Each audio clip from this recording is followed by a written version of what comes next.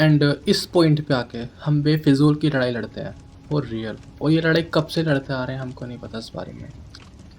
और जहाँ तक मुझे पता भी है कि धर्मों के ऊपर लड़ाई आज से नहीं, काफ़ी टाइम से चलती ही आ रही है। आज हम इसी बारे में डिस्कस करने वाले हैं कि क्यों मैंने ऐसा कहा कि आप लोग अपने धर्म के प्रति समर्पित हो, भगवान के प्रति नहीं। सबसे पहले तो मैं यही कहना चाहूँगा कि जहाँ कहीं भी भगवान शब्द का इस्तेमाल किया जा रहा है, फिर हमें वहाँ पे आर्ग्यूमेंट करनी ही नहीं चाहिए, क्योंकि भगवान एक अनडिफाइंड शब्द है जिसको अभी तक तो कोई डिफाइन नहीं कर पाया है मेरे ख्याल से। और जिस चीज़ के बारे में आपको पता नहीं है, जो चीज़ डिफाइन नहीं हुई अभी तक, आप उस टॉपिक के ऊपर आर्ग्यूमेंट कर रहे हो, कितना वियर्ड लग रहा है। मतलब समझो कुछ इस बात को, तुम्हें कोई चीज़ नहीं पता एंड तुम लड़ रहे हो उस चीज़ को लेकर। एंड सैड पॉइंट दो है इस चीज़ में। एक तो ये कि ये सबसे ज़्यादा रिलीजन के ऊपर फाइट इंडिया में होती है, एंड दूसरा पॉइंट इसमें एजुकेटेड लोग भी शामिल होते हैं। अगर मैं कहूँ किसी को नॉलेज नहीं है इन चीज़ों के बारे में, वो करता है तो एक बार को ठीक है, चलता है कि ओके, बट तुम पढ़े लिखे हो, सब कुछ तुम्हें पता है, आगे पीछे ऊपर नीचे सब तुम्हें पता है, उसके बाद तुम इस टॉपिक पे फाइट कर रहे हो, ये काफ़ी अजीब है। एंड एक बात मैं और क्लियर करना चाहता हूँ, अगर आप लोग सोच रहे हो कि मैं एक एथिस्ट हूँ, तो ऐसा बिल्कुल नहीं है। मैं बिलीव करता हूँ भगवान में, मैं बिलीव करता हूँ। मैंने कभी ऐसा नहीं कहा कि मैं भगवान को नहीं मानता, बट मैं धर्मों को नहीं मानता, क्योंकि धर्म आज तक किसी का हुआ ही नहीं है। जस्ट बिकॉज मैं रैंडमली हिंदू घर में पैदा हो गया हूँ, इसका मतलब ये है कि मैं भगवान को पूजूं जो हिंदू धर्म के लोग पूज रहे हैं, मैं उसी भगवान को पूजूं। क्या होता अगर मैं मुस्लिम धर्म में पैदा होता?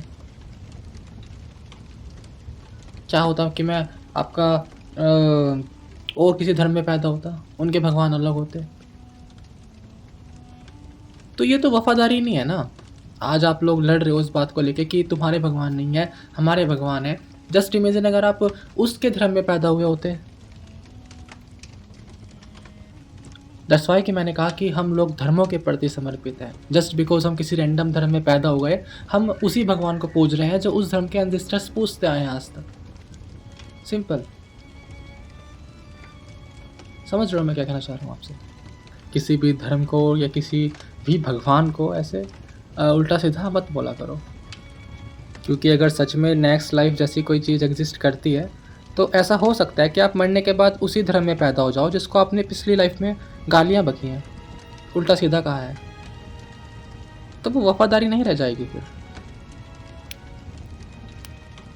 वफादार भगवान के प्रति बनो, धर्म के प्रति नहीं। बस मेरा यही पॉइंट ऑफ व्यू था। अगर किसी को कुछ भी गलत लगा हो या थोड़ा भी हर्ट हुआ उसको, तो उसके लिए सॉरी। वैसे तो जहाँ कहीं भी भगवान, धर्म, ये सब नाम आ जाते हैं, सब टॉपिक्स आ जाते हैं, तो ये खुद में ही काफ़ी लेंथी टॉपिक है।